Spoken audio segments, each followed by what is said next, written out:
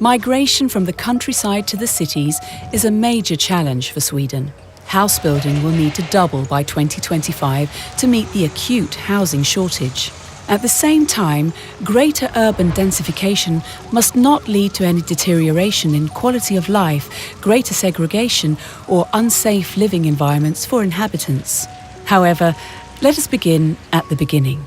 There are more people moving into the city than there are houses being built.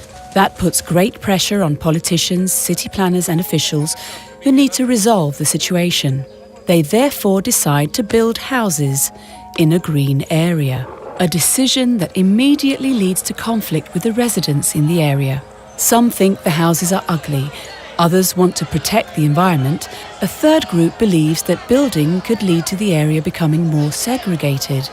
They demand to be included and to have their say on what is most important to them. That means that proposals are appealed and, as a result, the process is dragged out.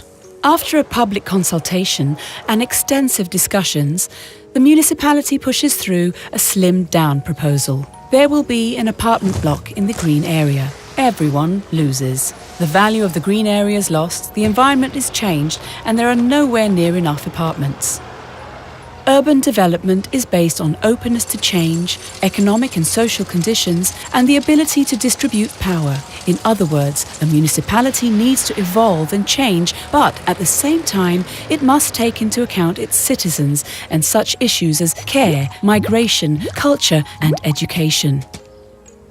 One important building block is the fact that the parties are brought together during the start-up of a project. Politicians, officials and property developers sit down together and draw up a clear joint plan and structure. The citizens who, due to their experience, are seen as experts at local level, are invited to take part in an inclusive process. It is in this process that Decode makes a difference. We develop well-thought-out planned services that allow the input of knowledge that can be both unexpected and enriching for construction projects.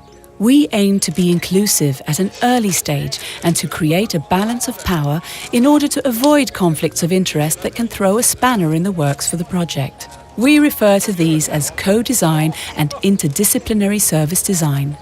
In order to meet the challenge of urban densification, the people responsible for these matters in the city are now beginning to work according to Decode's methods.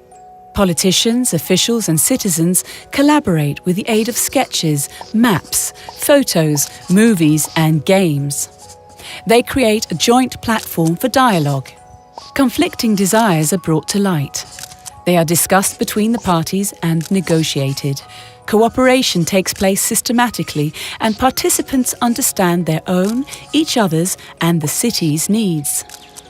For our friends in the city, the solution, in addition to a large apartment block, was to build a school in the green area and transform it into a recreational area.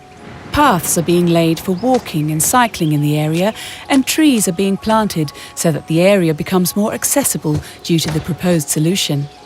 Creating new settlements is a continuous process which, over time, involves new stakeholders, new residents and new generations, focusing on sustainability, comfort and functionality for the people who will live there.